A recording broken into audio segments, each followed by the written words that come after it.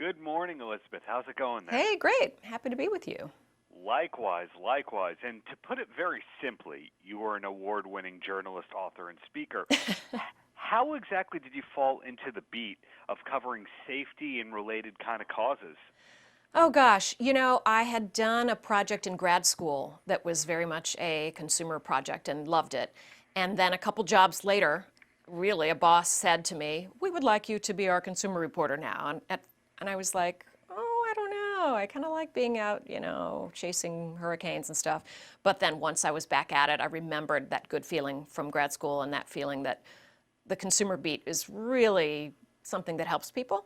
So I've been doing it ever since.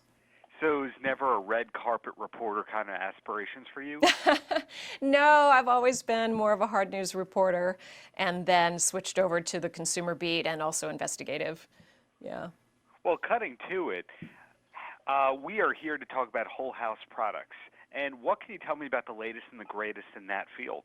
Sure. Well, what I want to talk to you about today is replacement cycles, the time when products really reach the end of their useful life and are no longer providing you the protection that they ought to. And there are, as you say, a couple of whole house products, and then I've got some more room by room for you. The whole house products, we all know that we should replace our smoke detector batteries, but did you know that the smoke detector itself expires after 10 years? I think most of us don't know that, but there is indeed a tiny little expiration date printed on the back of your smoke detector. So I really encourage everybody to flip theirs over, check out that date, and replace as necessary because it could save your life. And speaking of devices that are for safety, surge protectors. Yes, they keep our electronics from frying, but their more noble purpose is safety, to prevent electrical fires. And some experts actually say you should replace your surge protectors every 2 years. I say at the very least, replace them more often than you are now, which is never, right? Right. Yeah. Right. Before I ask you about other rooms of the house, do you have a way of easily tracking all the expiration dates and purchase dates and all that? After researching this story, I'm tempted to put together a spreadsheet, but I think what I'm going to do actually is just look at the various products around my house and then put something in my electronic calendar because, as you know, you can go out years with that, and that way keep on top of it. It's a pain, but important. Oh, I'm sorry. Sorry to cut you off there. I'm just really blown away by your point about the smoke detectors themselves expiring. So can you tell me something in the kitchen, which is where I'm standing right now?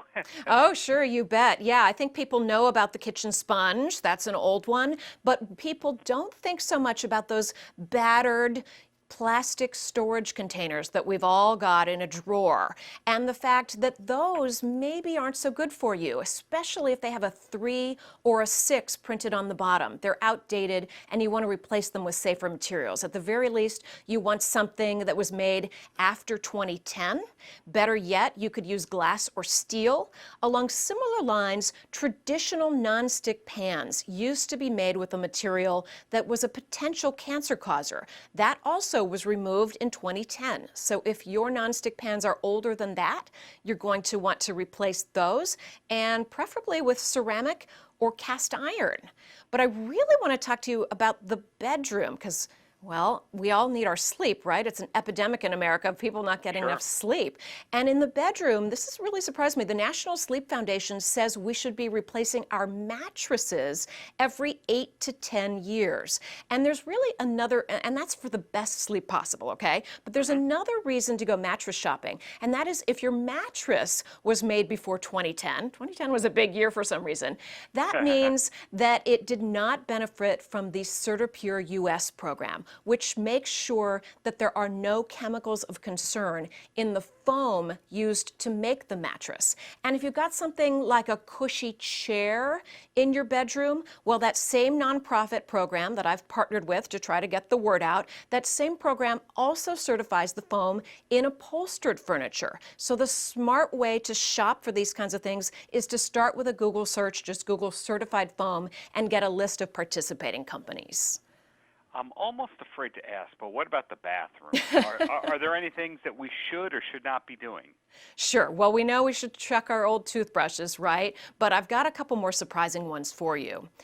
Sunscreen. it expires after 3 years. Who knew? So I can just picture myself slathering on sunscreen, trying to be responsible, but if it's outdated and doesn't work, you could get a severe sunburn. And just one bad burn is proven to potentially lead to skin cancer later on. So this is important. Look for the expiration date on your sunscreens. If there isn't one, they're not always one on there. You should just write your own. Very practical. And one more thing in the bathroom, your razor. Of course, our bathrooms are damp places where yeast and bacteria and so forth can flourish, and razors can nick us. Well, you put the two together and suddenly those bad bugs have a way directly into your body.